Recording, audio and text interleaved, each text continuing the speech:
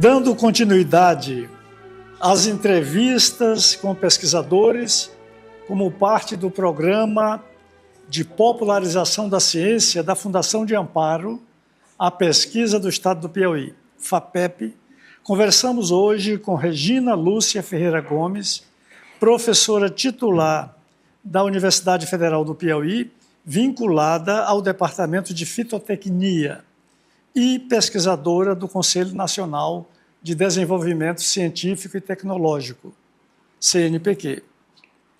Nossa convidada é especialista em genética e melhoramento de plantas, principalmente feijão, fava e pimenta, além de espécies nativas do Nordeste brasileiro, com doutorado na Universidade de São Paulo e pós-doutorado na USP e na Universidade da Califórnia, nos Estados Unidos. Obrigado, professora Regina, por nos conceder esta entrevista.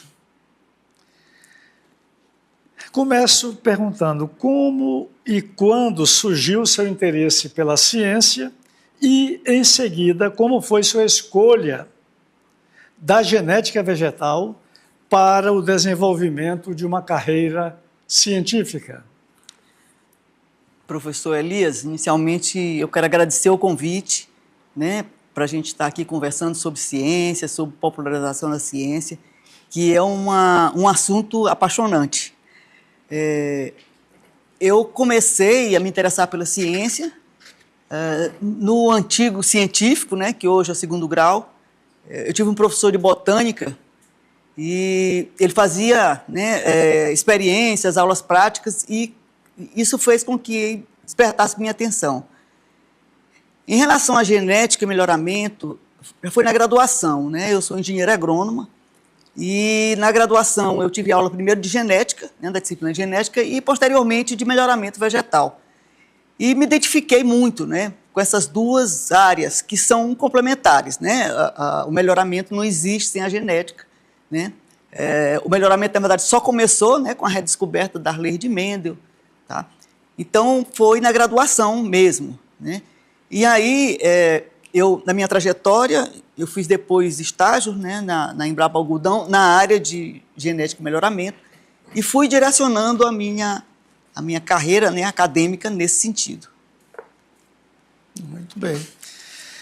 Eu estive observando em seu currículo acadêmico que 4 de seus estudantes de doutorado desenvolvem seus projetos dentro da linha de pesquisa Manejo de Recursos Genéticos e Melhoramento, ficando a área de floricultura com um estudante de doutorado e outro de mestrado.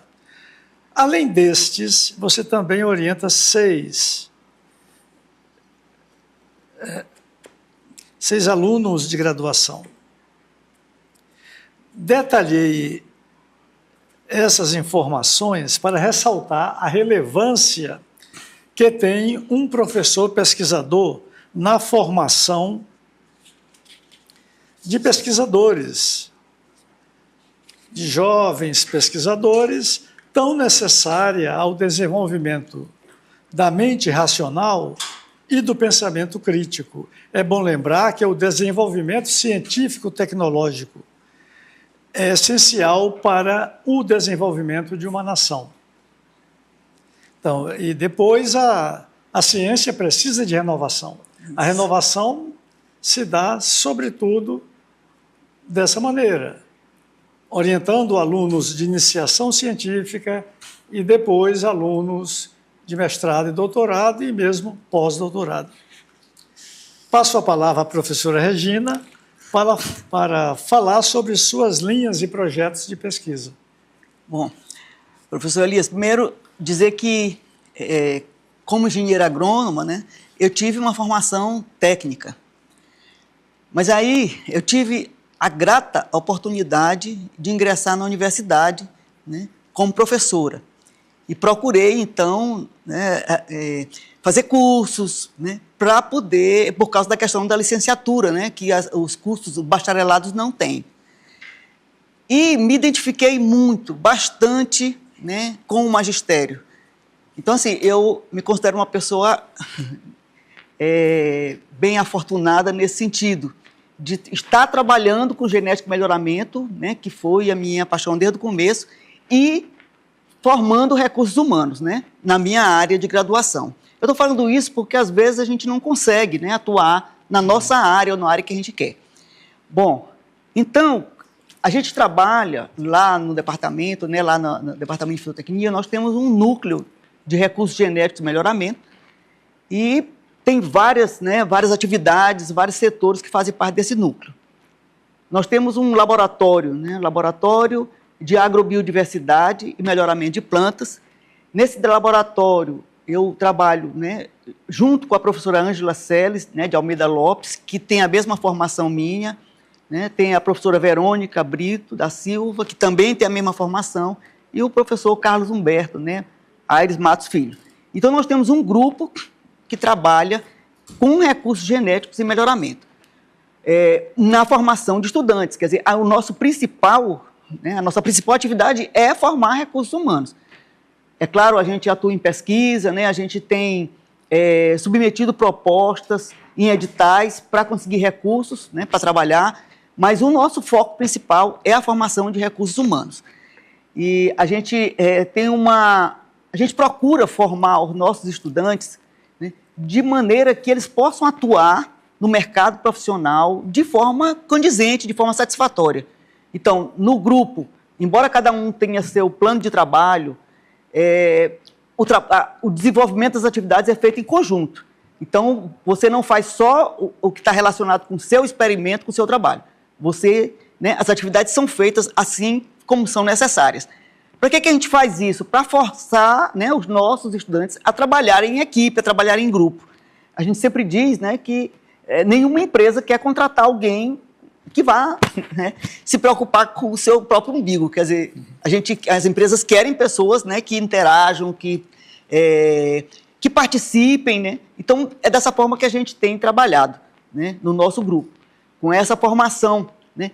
Nós trabalhamos principalmente com recursos genéticos, né, fazendo coletas, caracterizações, né? A cultura principal com que a gente trabalha, né, conforme o senhor falou, é o feijão fava, né, que é o Phaseolus lunatus, mas a gente também tem desenvolvido trabalho, né, com outras culturas. Quase sempre a gente procura trabalhar com culturas da agricultura familiar, né? Agricultura familiar, porque a gente sabe que o agricultor familiar é muito mais sensível, ele tem menos recursos disponível, né? E aí a gente trabalha quase sempre com essas culturas, nesse sentido, né? Mas envolvendo os nossos alunos para que eles também tenham essa acessibilidade, né? Que eles se formem e tenham essa acessibilidade. E, de modo geral, a agricultura familiar não é predatória do ambiente, né? Não. Não é monocultura, não faz, usa o sistema de agrofloresta, não usa? Isso. Então, vale a pena reforçar esse campo, né? Isso. Professor, nós temos um projeto muito bonito, assim, que a gente tem muito orgulho. É da universidade, não é só lá do nosso departamento, tem profissionais de 9 áreas envolvidos, né? Educação física, nutrição, pedagogia, engenharia elétrica, vários profissionais, né? E engenheiros agrônomos atuando. Esse projeto a gente desenvolveu para atuar nas hortas comunitárias de Teresina, nas hortas periurbanas. Tá? Então, a ideia não é a gente chegar lá para ensiná-los a plantar, é ver que problemas que eles têm para tentar resolver. Nesse projeto, a gente envolve uma série de ações, né, desde compostagem, né, de resíduos dos nossos restaurantes, né, que são muitos. Né. Um dos eixos, né, desse nosso projeto é que a Universidade Federal do Piauí ela pretende passar a adquirir, inicialmente, até 30% de produtos da agricultura familiar, dessas hortas periurbanas, para alimentação dos restaurantes. Então, foram feitas reuniões com as associações para que eles, né, se enquadrem, para que eles tenham a documentação, para que eles se registrem e possam concorrer ao edital. Mas a ideia é aumentando cada vez mais essa quantidade, né, de produtos adquiridos da agricultura familiar. Então, recentemente, um técnico, né, do SEBRAE, um engenheiro agrônomo, né, que atua junto ao SEBRAE, numa das hortas que a gente começou a trabalhar, que é a Associação Ave Verde, desenvolveu, né, com os agricultores e com os nossos alunos, né, implantou uma agrofloresta, com árvores e intercalado macaxeira, hortaliças, etc., né, justamente para ver esse equilíbrio do ambiente, né? Então, a questão da compostagem também, né, é uma ação que a gente tem desenvolvido nesse sentido, né, de conservar o meio ambiente, né? A gente sempre recomenda que eles façam controles alternativos de pragas e doenças, né? Então, é nesse sentido. Esse projeto, a gente pretende também ver a questão da saúde, né, das mulheres, para poder dar orientações, e a professora Marli Clementino, né, que é da pedagogia, vai ministrar, vai alfabetizar, né, fazer um trabalho de alfabetização com aqueles que não têm ainda essa expertise. Nós tivemos ontem uma reunião na Secretaria da Agricultura Familiar, né, porque tem um projeto que foi lançado recentemente, né, um projeto, um edital, Pilares, né, que vai contemplar 6 territórios do Piauí, entre eles, Entre Rios, e a gente foi para uma reunião, né, lá na SAF, com a Liz Elizabeth, né, que é a técnica de lá, para tentar entender, né, como é que devem ser feitas essas propostas, porque a gente gostaria muito, né, que pelo menos uma horta, né, uma associação fosse contemplada, até 300 mil, né, para utilizar nesse projeto. E esse projeto, no caso, eles querem o produto já acabado, né? Então, o agricultor vai dizer o que ele pode produzir ali naquela horta. E aí a gente está, né, para dar apoio, né, todos nós que trabalhamos. Nesse projeto não atua só a universidade, o SEBRAE, o SENAR, o Ministério da Agricultura, a Superintendência de Desenvolvimento Rural, a Secretaria de Meio Ambiente. Então, assim, é muita gente, né, atuando nesse projeto, no sentido da gente conseguir apoiar as associações, né, os agricultores e agricultoras familiares. Pois é, o seu trabalho é um caso típico da ciência saindo da academia e chegando à atividade científica, sai da academia e alcança a comunidade. Quer dizer, é um exemplo típico de extensão, né? De extensão. Nós estamos... muito bom. Foi inaugurado, professor, recentemente, a bodega agroecológica, né? Toca do Calango. Quem passou pela Universidade Federal do Piauí conheceu a Toca do Calango como um local de lanche, né? Então, o professor Emílio Matos, né, solicitou o local e lá estão sendo comercializados produtos dessas hortas, já estão sendo comercializados. Então, cada dia da semana tem uma associação comercializando lá e a cada 15 dias nós vamos reunir todas as associações. Então, são olerícolas, né, frutas e também artesanato. Tá? Isso tudo fazendo parte desse projeto, né, no sentido da gente... A gente quer, claro, que as associações daqui a um tempo andem com suas próprias pernas, né, que elas produzam, que elas comercializem. Sim. E que elas não precisem tanto, né, do poder público. Sejam autossuficientes. Sejam autossuficientes. Essa é a nossa ideia, a nossa proposta. E sempre orgânicos, né? Assim, por enquanto, eles ainda não são orgânicos, né? A gente diz que eles têm a base agroecológica. Mas a participação do Ministério, por exemplo, nesse projeto, é justamente porque a gente quer preparar esses agricultores, né, para terem uma certificação posteriormente. Eles precisam, né, atender às exigências do Ministério, né, que são estabelecidos claramente para todo o país. E a gente gostaria, né, que eles conseguissem certificar, porque o produto agroecológico é vendido por um preço mais alto, né, e é importante, né, para a saúde de toda a população. Ótimo, muito bom. Bom, agora eu pergunto se as pesquisas planejadas para o melhoramento genético de plantas, a exemplo do feijão-fava, utilizam apenas o método tradicional com a realização de cruzamentos entre germoplasmas de diferentes origens, ou pode beneficiar-se também do uso de técnicas de transgenia e essa moderna edição genética. Genética, né? Uhum. Não, professor, o nosso trabalho tem sido desenvolvido dentro do melhoramento clássico, né, do melhoramento tradicional, com cruzamentos, com seleção. Alguns dos nossos orientandos, né, principalmente os da pós-graduação, eles têm desenvolvido alguns trabalhos com marcadores moleculares, né, fazendo extração de DNA, comparando os genótipos para ver até que ponto eles são mais parecidos, mais diferentes, né? Que características importantes que eles têm. Mas, assim, a transgenia não. O feijão fava, para você ter uma ideia, não existem cultivares melhoradas no Brasil, né? E o grupo da Universidade Federal do Piauí, ele é um grupo consolidado, né? Que tem vários profissionais na equipe. Além disso, a gente faz parte de uma rede internacional, a Rede Lunatus. Dessa rede fazem parte pesquisadores do Chile, do México, do Equador, da Colômbia, da Argentina, da Itália, dos Estados Unidos.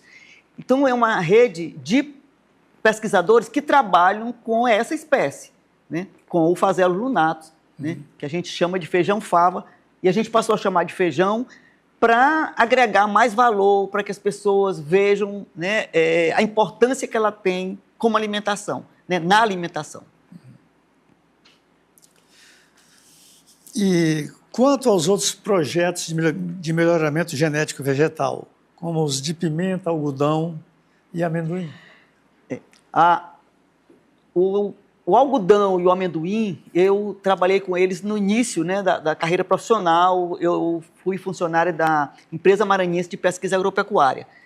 Então, na verdade, assim, eu fui contratada na época para trabalhar com algodão, né? O Maranhão, ele foi um dos grandes produtores de algodão no passado. E aí, como se queria revitalizar a cultura, né, que hoje está sendo feita no sul do estado, né, com os grandes produtores, a gente foi fazer um treinamento nesse sentido. Mas, atualmente, a gente trabalha, né, principalmente com feijão fava, com pimentas, né, pimenta ornamental. A gente tem, por exemplo, uma coleção de rosas, uma coleção de alamandra, né, ornamentais. No caso da alamandra, né, ela é nativa daqui, né? A gente sempre dá prioridade a essas espécies nativas, né, pela importância que elas têm e porque muitas vezes são negligenciadas, né, como é o caso do feijão fava. O preço dele é muito mais alto do que o feijão comum, do que o feijão calpi ou do que qualquer outro feijão, mas assim, ele não tem tido incentivo, né, para crescer, para desenvolver, para a gente desenvolver trabalhos. Tá? Não tem tido. Qual a diferença do feijão fava para a fava mesmo? Pois é. Eu sei que são espécies diferentes, mas não talvez são. O nosso público queira saber. Né? Não são. Não são espécies diferentes? Não, são não. O feijão fava e a fava são os mesmos, né? A fava, ela muda de nome, porque o nome comum, né, ele muda em cada região. Então, por exemplo, nos Estados Unidos é lima bean, né? Em outros países, eles têm outras denominações. No Brasil, né, ele é chamado de fava. Mas nós passamos, né, o nosso grupo, a gente passou a chamar de feijão fava, até por sugestão do Dr. Freire, né, que trabalhou muito tempo com feijão calpi, com o objetivo de valorizar a cultura. Porque, assim, o feijão fava ele é visto como como uma especiaria, um produto que você guarda para comer em determinadas ocasiões, para oferecer para pessoas que chegam para lhe visitar.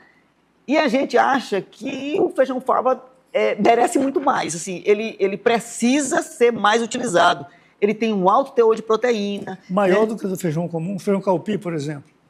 O teor. Pois depende. Proporcionalmente, porque a fava é maior. Então, né? Ela tem um teor razoável, né, de proteína. Nós temos uma pesquisadora atualmente que em tecnologia de alimentos, né, e está trabalhando com a gente. Então, ela encontrou teores de cálcio bem altos no feijão fava, né? A gente está fazendo esses estudos para poder ver.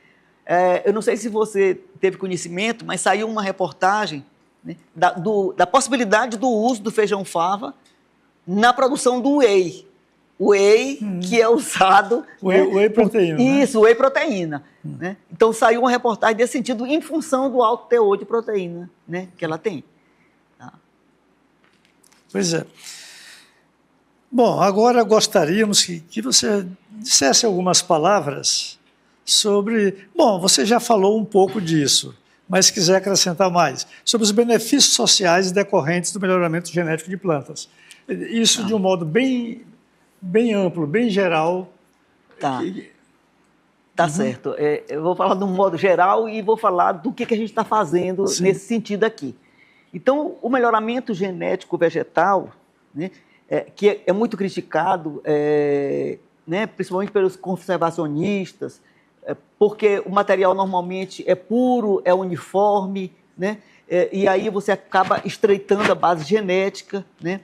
Por isso é que a gente também trabalha com recursos genéticos para que não haja esse estreitamento da base genética, para que a gente conserve a diversidade que a gente encontra. Então, através do melhoramento, né, você pode resolver vários problemas nas lavouras, nas culturas, que não seriam resolvidos de outra forma. Por exemplo, se você quer aumentar o teor de óleo, né, se você quer aumentar o teor de proteína, você não vai conseguir fazer isso adubando o solo, né, aumentando ou diminuindo o teor de adubo no solo. Você faz selecionando, né, aqueles genótipos, aqueles tipos que têm maior teor. As variedades. Né? Isso. Por exemplo, com relação a controle de praga e doença, né, normalmente se usa, né, agrotóxico para isso. Só que se você tiver um material resistente, né, com genes para resistência, isso é interessante, porque você vai diminuir a quantidade de produtos a serem utilizados. E aí a transgenia podia ser isso, ela tem ajudado, né? ela tem ajudado, né, em outras culturas. O problema, professor, é que assim, como tudo, o dinheiro é investido no que dá mais lucro, né? A soja, por exemplo, é a espécie, né, autógama mais estudada, mais trabalhada e onde mais se investe dinheiro no melhoramento dela. Né? Você tem programas, um mercado imenso. Um mercado imenso. Você tem programas de públicos e privados trabalhando com a soja. Né? O feijão, apesar de ser uma cultura de subsistência, também tem tido bastante investimento. Né? E é isso que a gente quer, despertar o interesse das pessoas para a importância dessa cultura, que no estado do Piauí é extremamente importante. Aí vem a questão. Nós temos regiões no estado onde o pessoal não planta feijão, nem feijão caupio, feijão comum é complicado, né, por causa da temperatura alta. Então, a principal região produtora é aquela região lá que pega Várzea Grande, Tanque, Francinópolis, Barra da Alcântara, aqueles municípios que ficam ali, é a principal, né, região produtora. Lá o pessoal faz, por exemplo, o Tanque do Piauí, hoje, né, ele se intitula a capital da fava. Né, a capital da fava. Em junho, tem um evento lá, onde o pessoal mostra, né, apresenta diferentes pratos feitos, inclusive doces, brigadeiros, né, os mais diferentes pratos feitos com o feijão fava. O que a gente precisa? A gente precisa, né, desenvolver cultivares que produzam mais.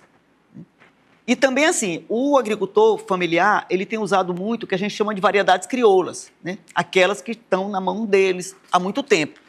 Elas são ruins? Não, não são. Tanto é que elas resistem, né, porque são mais resistentes às intempéries, né, a pragas e doenças, etc. Mas, geralmente, não tem uma boa produtividade. Então, o que a gente tem feito? A gente tem feito trabalhos avaliando essas variedades. Um orientado nosso de doutorado desenvolveu o trabalho no Ceará, no Maranhão e no Piauí. O mesmo ensaio ele colocou nos 3 estados, né, com o objetivo de selecionar variedades crioulas mais produtivas. Né? A gente fez, a seleção desse material é feito pelo próprio agricultor. A gente tem usado uma metodologia chamada de melhoramento participativo. Nesse melhoramento participativo, o agricultor tem a oportunidade de dizer, de selecionar o tipo de planta que ele quer, por que ele quer, por que aquela ali é melhor, A gente vai nas parcelas e pede que eles escolham que planta eles levariam para casa. Aí eles escolhem uma, aí a gente começa a perguntar, mas por que que essa aí você levava para casa? O que que ela tem de diferente? O que que ela tem de melhor? Então, essa metodologia é chamada de melhoramento participativo e a gente está envolvendo os agricultores. Nós estamos envolvendo atualmente o trabalho em Várzea Grande, Tanque do Piauí e Francinópolis. Nas três cidades, a gente está tendo apoio dos sindicatos rurais, né, de trabalhadoras e trabalhadores rurais, e em Tanque do Piauí também estamos tendo apoio do prefeito de lá, né, na realização desses trabalhos. Mas, assim, a gente quer selecionar o que o agricultor acha importante. Por exemplo, a gente tem atualmente umas linhagens que são bem precoces. O feijão fava, ele produz mais ou menos durante 7 meses. Né? O pessoal planta, às vezes, dezembro, novembro, janeiro, na época da chuva, e vai colhendo até agosto, setembro. Quando tem problema de chuva, como esse ano, a produção vai lá para baixo, né? Porque é uma cultura de ciclo longo. Então, nós temos linhagens geradas, né, do nosso programa de melhoramento, que estão florescendo com 30 dias, com 45 dias. Né? Só que essas linhagens, elas são semelhantes ao feijão comum. Elas formam aquela torceira embaixo. E aí, numa das oficinas que a gente fez, né, os agricultores disseram, bom, é ótimo porque ela produz cedo, mas para a gente não é interessante porque a gente vai colher abaixado. Quer dizer, eles estavam pensando sempre na colheita manual, né? Só que a gente pensa que eles podem fazer uma colheita mecânica, tá certo? Eles podem fazer uma colheita mecânica, onde eles vão sofrer menos, né? Para não precisar estar se abaixando, como é feito com o feijão, né? O feijão, eles arrancam tudo, depois colocam numa trilhadeira, né? Numa máquina, para poder debulhar, né? E aí fica bem mais fácil para eles, tá? Mas é como eu estou lhe falando, então a gente espera, né, estar contribuindo com os agricultores e agricultoras familiares desses municípios com os quais a gente tem trabalhado, a gente tem interagido muito próximo, os experimentos são instalados nas propriedades deles, né, para que eles tenham essa oportunidade de escolher o que eles querem fazer. Porque no melhoramento convencional, o melhorista decide o que é melhor, né? Muitas vezes sem consultar, né, o público-alvo. Então, a gente está usando essa metodologia porque, como a gente trabalha com agricultor familiar, é necessário se fazer isso, né? Se fazer essa consulta, se fazer... É porque ele pode ter uma experiência boa, isso, assim, essa variedade é mais produtiva, né? E tem. É muito interessante as discussões que são feitas com a participação deles. É muito importante. Tá? Eles usam, às vezes, uma terminologia diferente da gente, né, da academia, mas que quer dizer a mesma coisa. Por exemplo, você diz o que é bom numa variedade. Ah, é bom quando ela tem um bom carrego. O que é um bom carrego? Ela tem uma boa floração, depois ela vai ter bastante vagem. Então, na verdade, é o que a gente também quer. Entendeu? Então, a gente está fazendo tem a experiência, né? Experiência, experiência. Às vezes, gerações seguidas, né? Isso. Então, é importante, inclusive, a gente valorizar esse conhecimento deles. A gente sabe que muita coisa foi descoberta, né, por meio de pessoas que não tinham conhecimento acadêmico. E a academia foi lá, se apropriou, e muitas vezes não deu retorno, né? Essa questão do conhecimento tradicional associado, né, que hoje existe legislação protegendo isso, é uma maneira da gente dar um retorno para o agricultor. Quer dizer, se você chega numa propriedade, num local, encontra alguma coisa interessante nas mãos do agricultor, e se aquilo ali virar um negócio, você tem que dar um retorno para aquela comunidade. Tá? Isso está na lei, está previsto, e é muito interessante. E é justo, né? Justo, é justíssimo, é justo. Né? E quanto agora, seu projeto de controle de pragas agrícolas? Esse trabalho, na verdade, assim, a gente fez parte de um projeto, né, com professores da área, né, de entomologia, fitopatologia, que trabalham. Mas a gente só compôs, porque assim, o melhoramento, ele não é uma ciência independente, né? O melhoramento, ele depende de outras áreas. Então, a gente precisa trabalhar com entomologista, com fitopatologista, com fisiologista vegetal, com bioquímico, né? Dependendo do problema que a gente quer resolver.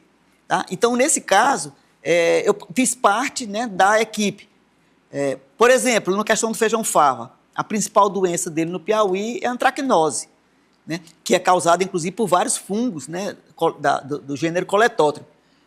E aí, como é que a gente vai conseguir selecionar um material resistente? A gente tem que trabalhar com o fitopatologista. Né? E controle biológico?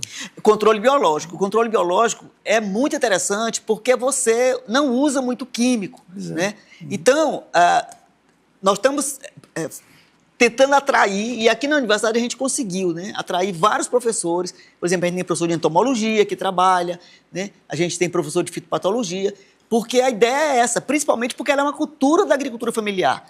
Né? Como é que você vai chegar lá jogando agrotóxico em áreas pequenas, né, próximo da casa? Não tem sentido. Na verdade, a gente não devia jogar agrotóxico em canto nenhum. Né?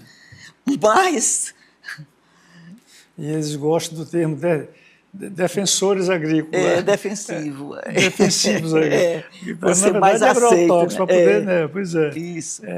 Dar uma aparência menos agressiva. Bom, por fim, nós gostaríamos de ouvi-la sobre sua experiência assim, com divulgação científica nas escolas, olha só, nas escolas e comunidades rurais. Isso. Pois este é o contexto, né, do nosso programa. Isso. Esse projeto, assim, ele é apaixonante, sabe?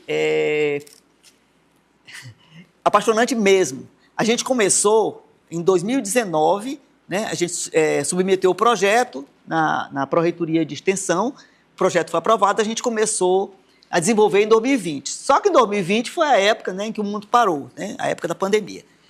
E nós conseguimos desenvolver através de mídias. Né? A gente entrava em contato com os professores das escolas e aí, no horário daquela aula, fazia-se as palestras.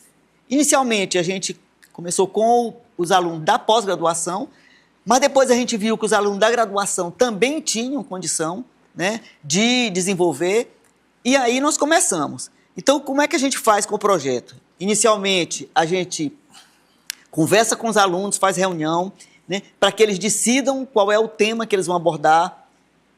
Aí a gente entra em contato com as escolas, né, normalmente com o professor de ciências, professor de biologia, oferece o cardápio, quer dizer, quando a gente vai entrar em contato com a escola, a gente já tem aquela relação de palestras que vão ser realizadas, né, tanto por alunos de graduação como de pós-graduação. E aí os professores escolhem, né, aqueles temas que têm a ver com a disciplina que eles estão dando naquele momento e os alunos vão lá ministrar. Tem sido muito bem aceito, né? Das escolas agrícolas, né, a gente tem tanto temas mais voltados, por exemplo, para a genética, né, para recursos genéticos, mas também a gente tem temas que desrespeitam mais ao curso técnico, né, o curso técnico agrícola e o curso de agroecologia, né, que a universidade tem atualmente. Então, por exemplo, um dos temas que tem sido apresentado é a compostagem, né? Como é que você faz para aproveitar os resíduos vegetais da sua propriedade, como é que tem que ser feito para produzir o seu próprio composto. Professor, a gente, lá no nosso grupo, a gente nunca mais comprou composto, a gente nunca mais comprou adubo orgânico. A gente tem produzido, né, com os estudantes, a gente tem uma liga acadêmica, a Liga Acadêmica da Conservação da Biodiversidade.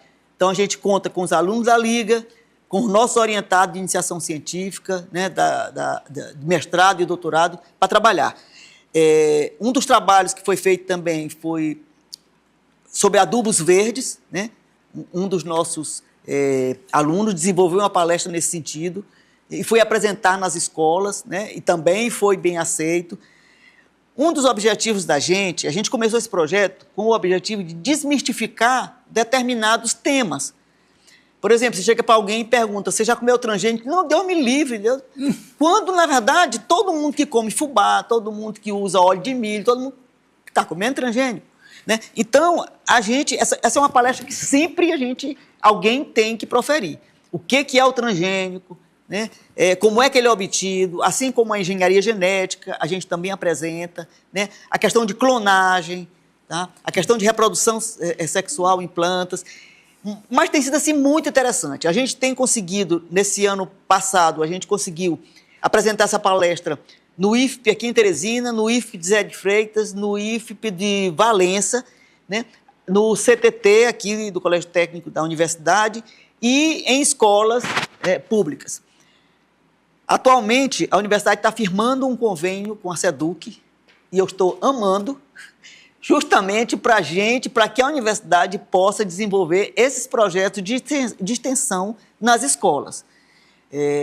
A professora Valesca, né, que é a atual pró-reitora de extensão, está à frente desse projeto, e eu estou querendo muito que seja feito esse convênio para que haja uma abertura maior das escolas, porque às vezes, professor, a gente entra em contato, o que tem acontecido é assim, a gente consegue fazer a palestra quando a gente conhece o professor, quando ele é seu amigo, ou quando algum amigo dele nos indicou.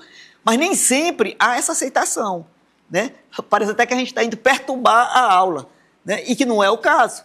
A gente está querendo ajudar, né, na aprendizagem de uma forma diferente, né? Esse aqui é o nosso objetivo. Então, com esse convênio que está sendo fechado, né, firmado entre a Universidade Federal do Piauí e a SEDUC, através da Pró-Reitoria de Extensão, eu acho que vai haver uma sensibilização maior, né, dos professores para aceitar, né, de braços abertos quem vai lá oferecer o trabalho, né? Então, assim, ganham os estudantes que assistem às palestras, ganham os nossos estudantes, porque eles se preparam para falar sobre aquele assunto, né? Ninguém apresenta uma palestra fora sem apresentar para a gente, para o grupo. Então, os discentes, os acadêmicos, eles se preparam para isso, né? E eles se preparam para falar em público. Então, a gente é uma via de mão dupla, né? Tanto a gente contribui com os alunos, né, do ensino básico, como eles contribuem com a gente, não se tem dúvida nenhuma disso aí. Tá certo? Zé, e a imprensa, às vezes, demoniza um alimento que é transgênico, demoniza, como se isso aí transferir um gene, isso não... Olha, a questão mesmo do melhoramento. É uma transferência de gene. Pois é, e que demora muito mais tempo. Demora muito mais tempo, a transgenia vai muito mais rápido. Quer dizer, eu acho que são complementos, uma coisa complementa a outra. Sim, sim. E não tinha que haver o preconceito contra... Porque, assim, não existe... A gente sempre procura mostrar... ninguém vai ter nenhum problema, não sei. Mas quantos de nós não têm alergia a determinados produtos que não são transgênicos? Quantos de nós? Né? A gente vê agora aí problema de lactose, né? De glúten, de não sei o que. É transgênico? Não. A pessoa tem alergia, né? Então, assim, o principal objetivo da gente é desmistificar esses temas. Isso aí tem a própria doença celíaca. Sim. Devido a... Existe um componente genético importante. Isso. Quer dizer, é uma doença autoimune. A intolerância ao glúten, é isso aí, é uma coisa autoimune, não é... Então você vem dizer, que vai fazer mal, amigo. A gente tem que avaliar. E assim, professor, acho que você já deve, até porque você é da área de genética, né? Você já deve saber que no Brasil é um dos países onde há um maior controle, né, com relação a isso aí. Quer dizer, existem equipes, né? Nós temos o Conselho Nacional de Biotecnologia, nós temos as comissões técnicas que têm participação da academia, da sociedade civil, né, de associações e tudo. Quer dizer, pessoas que têm conhecimento que vão lá, né, dar a sua opinião sobre os projetos que são desenvolvidos. Tá? Então, assim, é muito bem avaliado. Quando um transgênico no Brasil é liberado, ele já foi avaliado não sei quantas mil vezes, entendeu? Então, quem nos dera que todo alimento que fosse para a nossa mesa fosse tão avaliado quanto é feito com os transgênicos. Pois é, importante isso. Bem, foi uma conversa muito boa. Mais uma vez, agradeço à professora Regina por disponibilizar parte do seu tempo para ter essa conversa conosco aqui, dentro do programa de popularização. Professor, obrigado. Eu que agradeço inclusive a publicação que eu recebi do seu trabalho, agradeço a oportunidade da gente falar um pouco, né, sobre o que a gente está fazendo, né, divulgando ciência. Isso aí. Certo? E nós estamos abertos, né, a receber estudantes para estagiar com a gente, né, a gente tem recebido de fora, tem recebido daqui, e nós estamos sempre abertos a isso.